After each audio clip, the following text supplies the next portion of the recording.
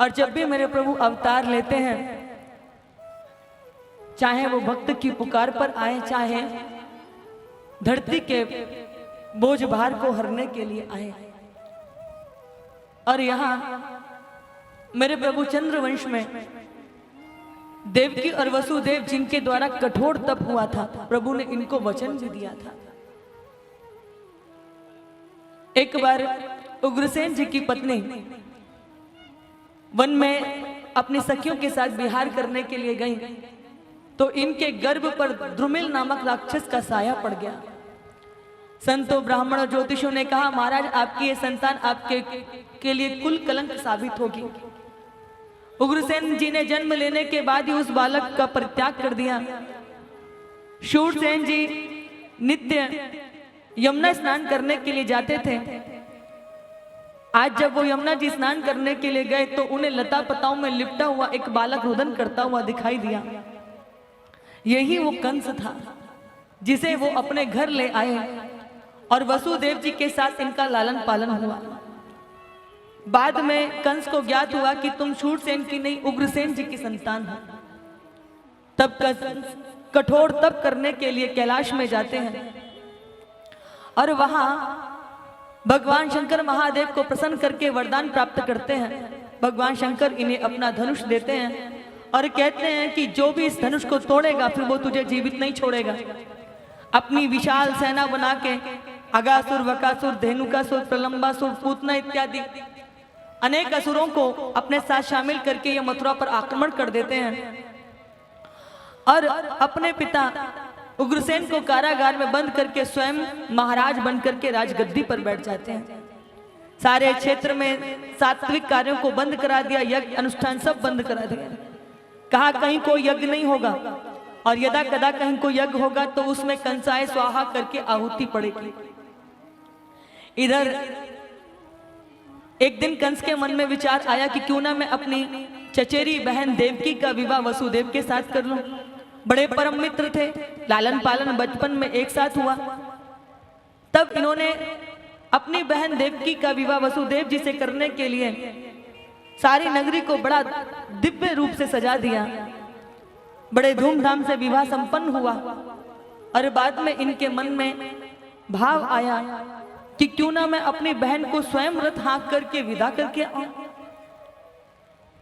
देवकी को रथ में जैसे ही बिठाया और रथ को आगे बढ़ाने के लिए उस घोड़े की प्रत्यंचा लगाम अपने हाथ में ली, तैसे ही आकाशवाणी हुई, पति प्रग्रणा कंसा मां भाष्य शरीर वाक अश्यस्ताम अष्टमो गर्वो हंसायाम वह से बुधा। अरे मूर्ख, जिसे तू अपनी बहन समझकर लेके जा रहा है उसी देवकी के गर्भ से उत्पन्न होने वाली भी 8वीं संतान तेरा काल बनेगी। इतना सुनना था कि हाथ से लगाम छूट गई। एक हाथ से देवकी के केश पकड़ ली और दूसरी हाथ में मयान से निकालकर नंगी तलवार हाथ में ले ली। ना होगा बांस ना बजेगी बांसुरी। तलवार लेकर के जैसे ही देवकी को मारने के लिए खड़े हुए तैसे ही वसुदेव जी ने हाथ पकड़ लिया कि एक तो ये तुम्हारी बहन है, ऊपर से स्त्री अवध्या होती है और तीसरी विवाह के समय स्त्री लक्ष्मी का स्वरूप होती है। तुम्हें इसके गर्भ से उत्पन्न होने वाली संतान से भय है ना? मैं वचन देता हूं कि देवकी के गर्भ से उत्पन्न होने वाली संतान 8वीं मैं तुमको दे दूंगा।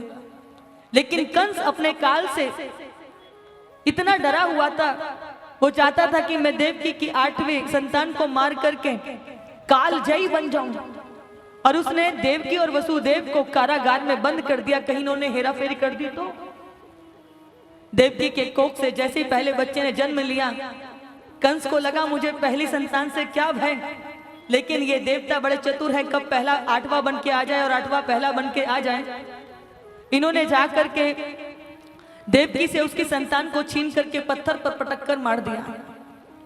दूसरी, तीसरी, चौथी, 5वीं, 6ठी 6 संतानों का काम कंस ने पूरा किया और 7वें के रूप में ये शेषनाग स्वयं देवकी के कोख में आकर के विराजमान हुए। लेकिन प्रभु की योग माया ने इन्हें संकर्षित करके रोहिणी जी के गर्भ में स्थापित किया है।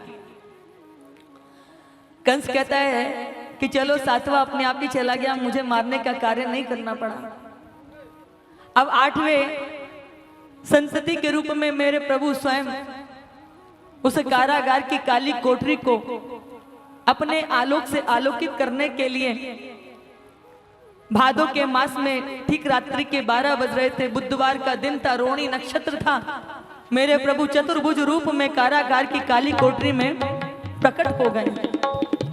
जब जब होई धर्म की हानि, बाढ़ई असुर अधम अभिमानी, तब तब प्रभु धरि विविध शरीरा, हरहि कृपानिधि सज्जन पीरा।